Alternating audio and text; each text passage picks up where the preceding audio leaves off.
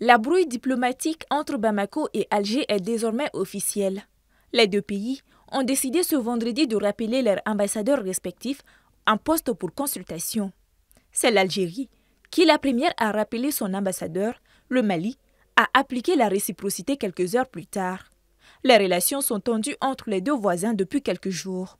L'Algérie a invité cette semaine des représentants des groupes armés à des discussions sur le processus de paix.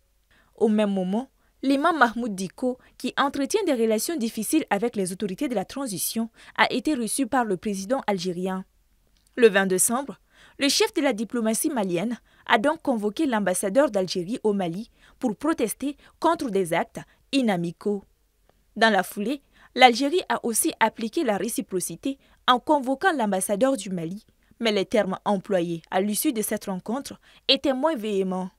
L'Algérie est garante de l'accord pour la paix depuis sa signature en 2015, mais est restée silencieuse lors de la reprise des hostilités entre l'armée et la CMA. Elle s'active depuis quelques jours pour tenter de relancer le processus. Certains soutiens de la transition reprochent à l'Algérie de n'avoir pas une position claire dans la crise malienne. Dans son communiqué, le ministre des Affaires étrangères algérien a assuré l'attachement de son pays à l'intégrité territoriale, à la souveraineté et à l'unité du Mali. Il affirme également que la voie pacifique est la seule qui puisse garantir au Mali la paix et la stabilité. Cette brouille diplomatique inédite entre les deux pays intervient à un moment où l'armée malienne a procédé à des frappes de drones à Tinzaouaten, à la frontière algérienne, neutralisant Hassan Hag Fagaga, une figure de la rébellion Touareg, déserteur de l'armée malienne. Le Mali est aussi invité à prendre part sur invitation du Maroc à une réunion ministérielle de concertation ce 23 décembre visant à favoriser l'accès des États du Sahel à l'océan Atlantique. Le Maroc et l'Algérie sont depuis plusieurs années opposés, notamment à cause de la question sahraoui. Pourtant, le Mali et l'Algérie entretiennent des relations étroites depuis les indépendances. Le Mali de Modibo Keïta a apporté un soutien matériel du Mali aux combattants algériens du FLN.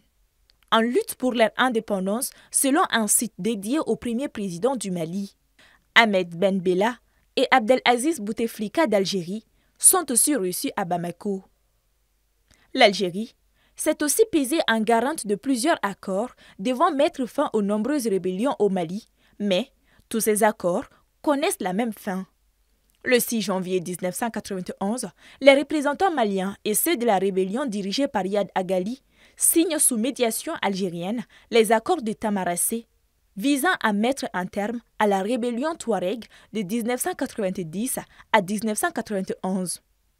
Cet accord n'est pas du goût de tout le monde et un autre est signé une année plus tard, baptisé Pacte national, qui prévoit un allègement du dispositif militaire dans les 3 régions du Nord.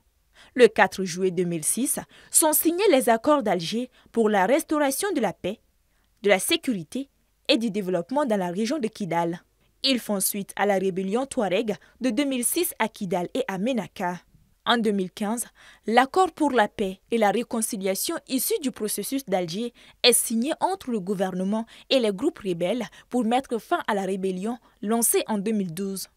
Cet accord, même si aucune des parties n'a annoncé officiellement s'en retirer, n'a plus aucun avenir, selon plusieurs analystes.